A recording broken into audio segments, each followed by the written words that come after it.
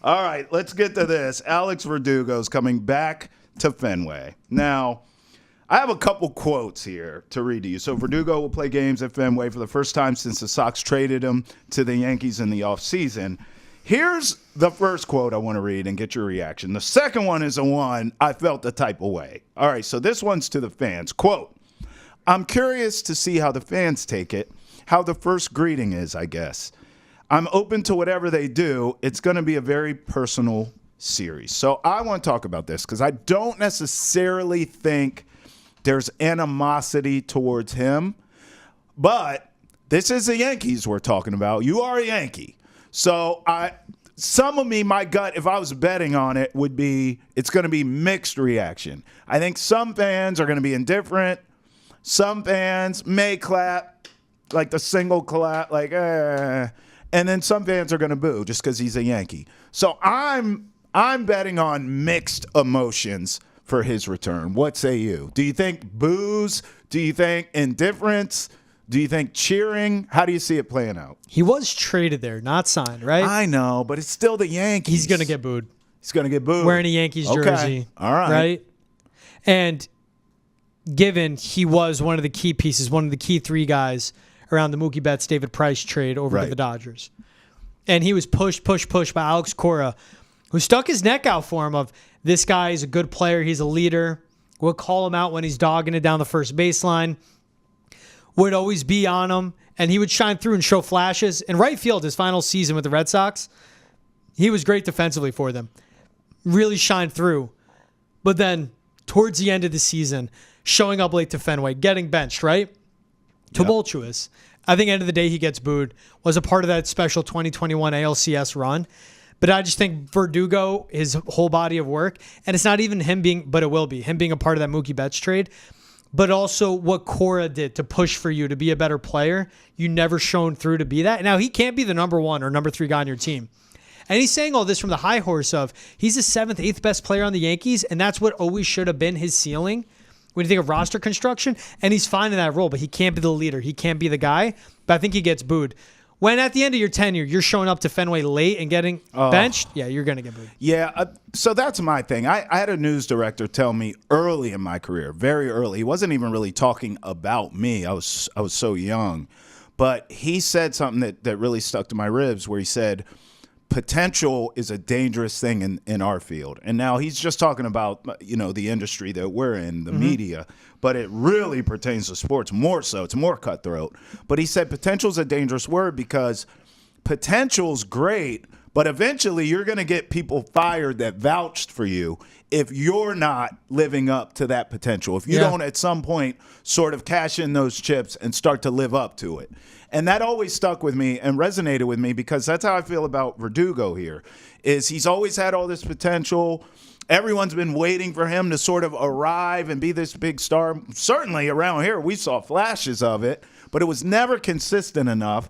And then, as you brought up, he clearly had some immaturity issues. Yeah. So now he's on a team that's basically, I mean, that team can rake. They need pitching more than anything, right? So it's almost like he's overshadowed on the team. He's not going to be some star for the Yankees. I don't believe that's going to happen. So what we've been waiting for with this guy is potential, and I just haven't seen it personally. I have not seen it consistently enough from him. It's still potential, and at some point, as you get older in your career and you play for multiple teams, that stuff ain't cute anymore. Yeah. It's not about potential. What have you done for me lately, and what can you do for me moving forward? That's where I don't believe in him, which takes me to these quotes. This made me feel away. I didn't like this. Quote, this is on his time with the Sox. When you're winning in Boston, those fans and everything, it feels special out there. 2021 was my favorite year. The other years were good, but it just felt like we were fighting a little bit. We didn't have the pieces that we needed. To not get them at the trade deadline was a little bit tougher too. Okay, so on the surface, that doesn't really sound that bad. But I took it as he felt like he's a piece. I'm a vital part of this, and I didn't get that. Now I could be missing.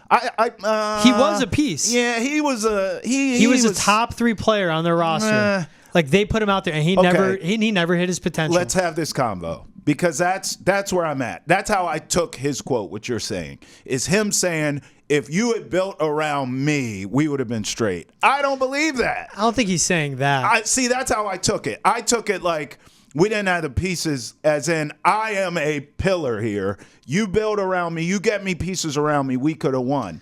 It's almost like he's not taking responsibility for what happened during his time here. Sir, I mean, if you're a vital piece, and again, maybe I'm reading into it too much, but if you are a vital piece, you're not showing up late. You're not having these issues. Show me you're a professional. Show me you're a star.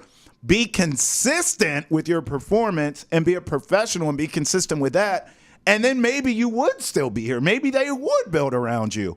I didn't like that quote because I felt like it was all about, well, I mean, they didn't put the pieces together around me the right way. That's how I took it. He was on a team where it was J.D. Martinez, Xander Bogaerts, Chris Sale, say what you want about Veterans. him, Nate Eovaldi, right? Kike Hernandez, who was great until he forgot how to play middle infield position. But he was floating around, like fifth best, sixth best on the roster, Right. Maybe fourth. But then towards the end, he was a top 3 player, which is not the role he should be in. Mentally, doesn't have the makeup for that. As a leader, doesn't have it for that. So I think he's speaking towards on the end. We didn't have the pieces. He's not going to admit to it, but like I was the guy and I couldn't be the guy. But that's what he's saying too. I think he's speaking on how they weren't able to get trades done. And that's Chaim Bloom during his tenure as a GM, president of baseball ops for the Red Sox. Yeah. People stopped picking up the phone calls from him because they knew he was trying to fleece them. Trying to fleece. And that's the worst thing you could have is that type of stink around you. As the head of any team, any front office, in any sport. Do you think he'll ever be a star in this game? Verdugo? Yeah. No. Me either. He's a 7th, 8th best player. They So like this him is in New my York issue. because he doesn't have pressure. This is my issue. I think, and again, I could be wrong. Message me, do whatever you got to do. But I think he thinks he's a star or a budding superstar, and he's not. I don't believe he is. I don't believe in him. If he thinks that, then man. You can't help him. Yeah. He just, I don't know. He got to help Lost himself. cause. Yeah. I think he knows. He's in a locker room now with Aaron Judge, with Juan Soto, Well, now he knows with for Anthony sure. Volpe. He sees what Garrett it looks Cole's like. not around there, but He yeah. sees what it looks like. And by the way, And he was in a locker room yeah, with, again, the Xander Bogaerts, sure. the JD Martinez. Right, that's right.